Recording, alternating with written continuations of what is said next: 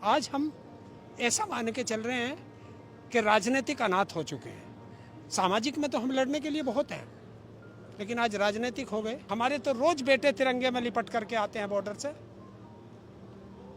हम तो आज भी ये मान लेंगे हमारा एक बेटा और चला गया, एक भाई चला गया, एक हमारा गुरु चला गया, हमारा पिता चला गया।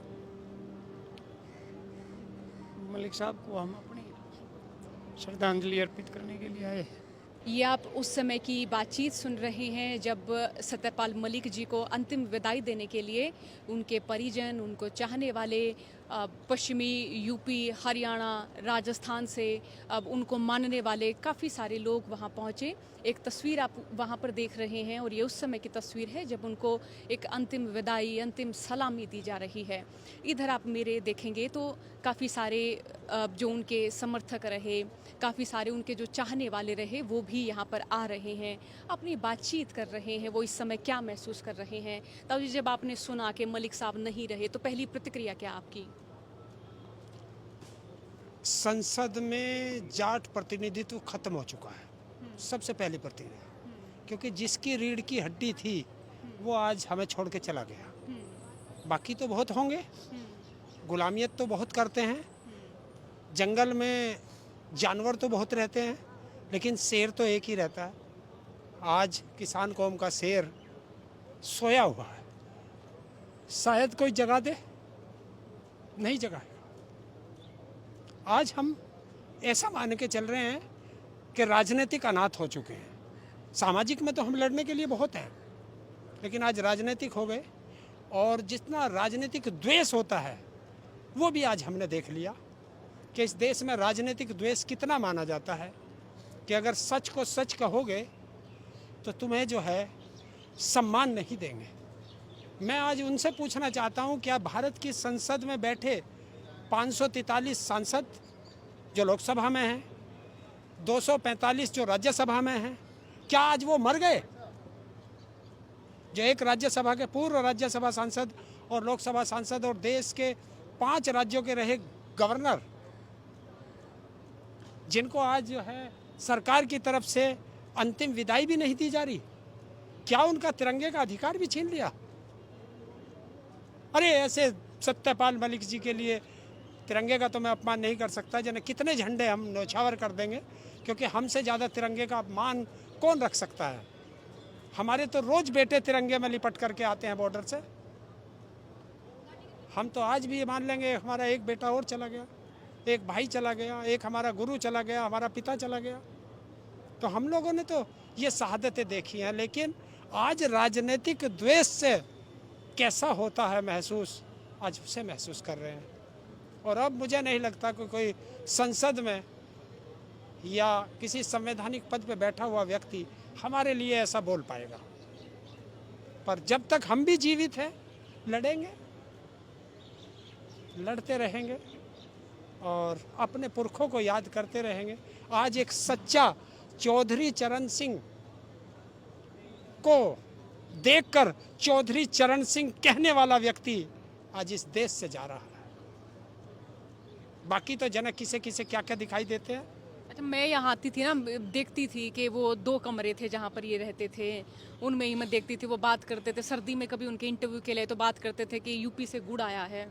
तो मेरी जो पैदाइश है वो भी हरियाणा की, मतलब ताल्लुक मेरा हरियाणा का है। तो वो इतना मतलब स्नेह देते थे कि तुम गाम देहात के बालक हो, आए हो तो गुड़ लेके जाइयो। मतलब मेरे को उपहार मिलता था, सर्दी में आती थी तो यूपी का गुड़ मिला करता। मैं जब भी आता था बार बार मुझे मना करते थे, भाई तू इतनी दूर से परेशान क्यों होता है, तेरा पैर खराब है। वरना अपनों से मिलने से पैर खा रुक जाएगा। तो मिलते थे, हम आते थे तो 1 कप चाय और 2 बिस्कुट जरूर खिलाते थे। तो शायद अब वो हमारा 1 कप चाय और 2 बिस्कुट भी चले गए। हम अब किसको कहेंगे? जब मैं आता था हमको बहुत चीज़ सिखाते थे अकेले में बैठा करके, अब किससे सीखेंगे? तो राजनीतिक गुरु भी थे हमारे और हमारे परिवार के सदस्य थे, क्योंकि बागपत तो ज़िला बाद में बना है, हमारे मेरठ ज़िले के ही थे। तो आज हरियाणा, राजस्थान, मध्य प्रदेश और पंजाब, राजस्थान से लोग रात चल दिए थे बीकानेर से, मुझे फ़ोन कर करके बोल रहे हैं, ताऊ जी वहाँ पहुँचोगे तो वो भेज देना लोकेशन। मैं सुबह 9:30 बजे आ गया था यहाँ इसी बात के लिए कि जल्दी पहुंचो, लोग आ रहे हैं, कहीं दिल्ली में भटक ना जाए।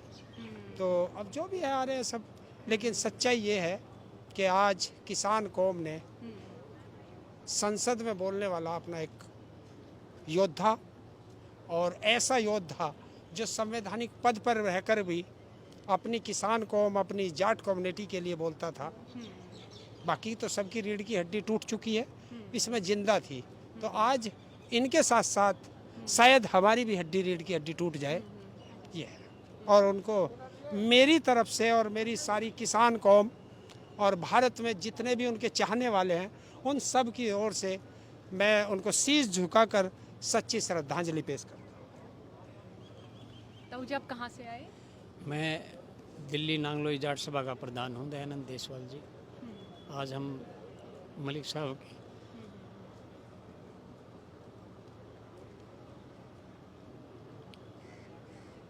मलिक साहब को हम अपनी श्रद्धांजलि अर्पित करने के लिए आए।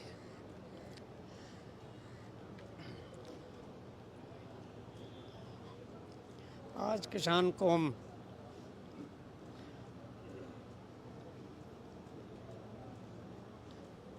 हिम्मत रखिए ताऊ जी।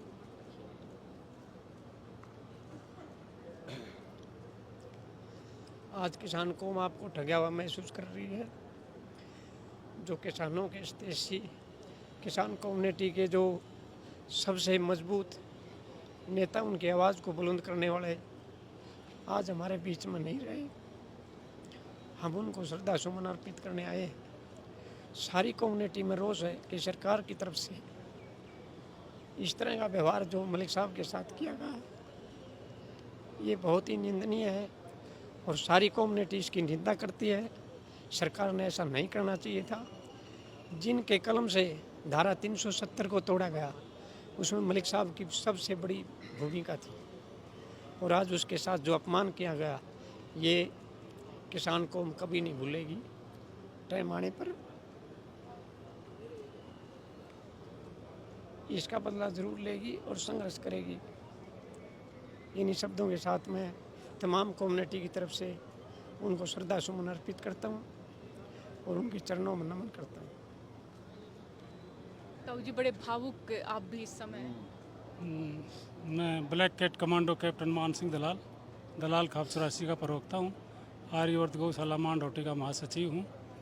बहुत जगह मलिक साहब से हमारी मुलाकात होती थी। बहुत ही सराहनीय, शांत स्वभाव के, खापों के, जमींदारों के, किसानों के बड़े ही सहायक थे।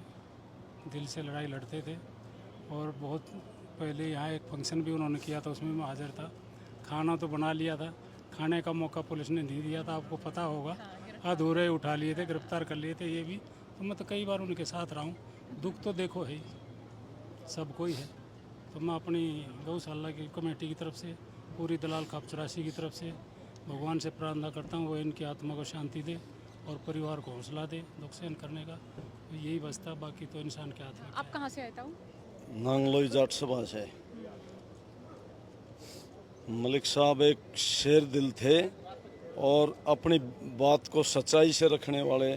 आज ऐसे महान व्यक्ति हमारे बीच में नहीं रहे और हम सभी उनकी भगवान से प्रार्थना करते हैं, भगवान उनके अपने चरणों में स्थान दे, और सभी हम नमन करते हैं ऐसी महान विभूति को।